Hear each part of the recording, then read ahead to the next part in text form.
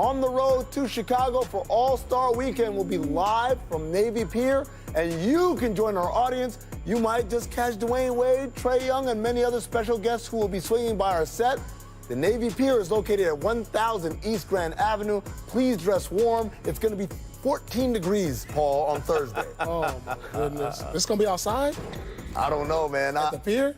I'm wearing scarves and hats, even if it's indoors. Welcome back to The Jump. I'm Amino Hassan, filling in for Rachel Nichols, alongside Kevin Arnovitz, Paul Pierce. Guys, Russell Westbrook was not exactly intimidated by the Jazz strategy of having Rudy Gobert guard him. He took it to him and ended the night leading all scorers with 39 points in a close loss to the Jazz. Here's Russ on being guarded by the 7-footer after the game. Is there any different way to attack a 7-1 guy with a 7? Right through his chest and in the basket. Same I would do anybody else. He ain't no different. He just happen to be a little taller. They all same, ain't no different than me.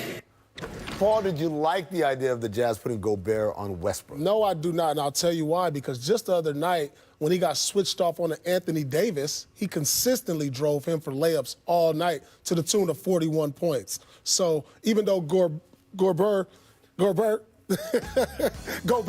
is a top-notch defender, but so is Anthony Davis. And Westbrook has no problem attacking bigs. He understands how to use angles, his crossover dribble, putting his shoulder into the big man chest.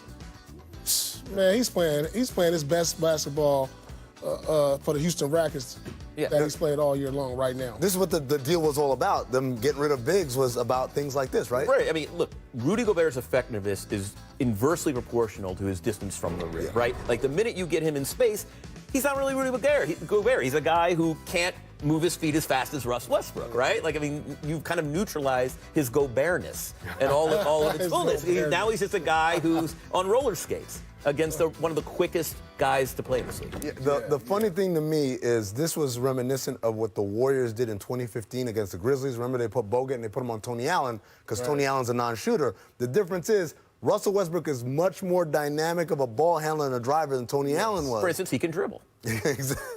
You said it. Hey, Tony, he said it. I love Tony. I love Tony. But the point being is, this is what the Rockets were gambling on. They said, if we get rid of all the non-shooters and put the ball in Westbrook's hands, we're going to have an advantage on most nights. And so let's take a look at what Russ has been doing lately.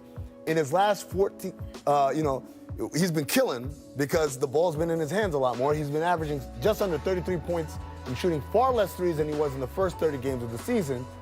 Kevin, I can't believe I'm saying this, but are the Rockets becoming Westbrook's team? I mean, here's the thing. I kind of reject the question. I challenge the premise. I mean, look, if you have to... Lawyer Kevin? The great team... no one ever asked, was it, hey, Paul, was it your team or KG's team or whatever? Like, a great team, the answer is all of the above. And if you have to ask, you're kind of in trouble. Now Paul is now actually... Paul was on camera during that, which was kind of classic. Yeah. But, like, to me, if you have to ask, you got issues. I mean, that's kind of what's wrong. Like, if this team is going to do anything... Let me rephrase it in a way that's not his team, our team. Are the Rockets a team that's moving forward going to be driven by Westbrook as the main engine and Harden as kind of the secondary? I don't know. But I will tell you this. Westbrook is definitely imposing his will and his alpha attitude on this team right now. See, that's another part of the conversation, which we know that James Harden in the past has been criticized as not being vocal enough as a locker room leader presence. And we know Westbrook has no problems doing that. Is he getting more comfortable now saying, I was the new guy, but this is what's going to be? Maybe that's a good way to ask the question the way Paul did, which is, who is the emotional engine of this team? I think Russ, in that respect. I mean, he just has an electricity. He plays a little angry. Right. It's a team that needs a little jolt of anger right now. He's more probably their inspirational leader. I mean, but we know what Harden's capable of on the court. I mean, he's still averaging 35 a night. This is the way I looked at it when they made this deal. I said the only way, the original deal to bring Westbrook to Houston, the way this works is if the ball's in Westbrook's hands. Because if Westbrook's got the ball and Harden's off ball, at least we know Harden is a spacing threat and a shooting threat.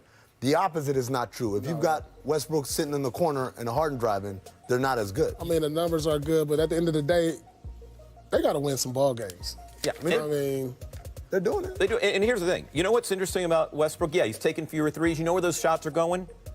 between less than 5 feet. You get to the The rim. vast majority of his shots since January 1st have occurred within 5 feet of the basket. Spread That's the court. huge. And you know what else I like about the ball being in Russ's hands? It's an offense that moves all of a sudden. It actually challenges a defense. Now decisions have to be made. It's not the switch fast, let's, I mean, 5 out and that's it. I mean, it actually pressures a defense, even though Harden's a far more efficient scorer, just one-on-one. My favorite part about that full screen that we just showed, by the way, is 32.9 points. That's second in the league behind Lillard, who's averaging 78 points a game or something. It's like ridiculous. That. All right, let's move on. All right, Joel Embiid hit a dagger 3 versus the Bulls last night and responded to the Philly crowd that booed him earlier in the game with what we're calling a shush, but it was a little bit more than a shush. Despite his statistics, he still felt his performance fell below his standards. Here's Embiid after the game. Take a listen. I don't care how it looks. I'm just playing basketball and, just getting back to myself, just being a good apple, just playing basketball and just trying to dominate. Thank you. That boy really told the crowd to shut the up. Paul, what's wrong with Embiid? I think what's wrong with him is exactly what he said. He got to go back to being himself. And I said this early in the year. I don't see Embiid playing with the emotion. You know how he's used to doing this to the crowd, finger pointing and all this. He's on Twitter going out players. That's who he is. That's why he was dominant the last few years. And I don't see him doing that this year. But also, with expectations come pressure. And, the Philadelphia 76ers had expectations this year. A lot of people picked them to possibly be in the NBA Finals. Now you get to see how players perform with that kind of pressure. Yeah, I mean, I think the problem with Joel Embiid is nothing you can extricate from the problem with the problem with the Philadelphia 76ers, and that is, how are we going to utilize space on an offensive possession? And to me, this is still the fundamental question they haven't answered. Al Horford is a 5 disguised as a 4. And by the way, you're not getting the best of Al if he's out on the perimeter.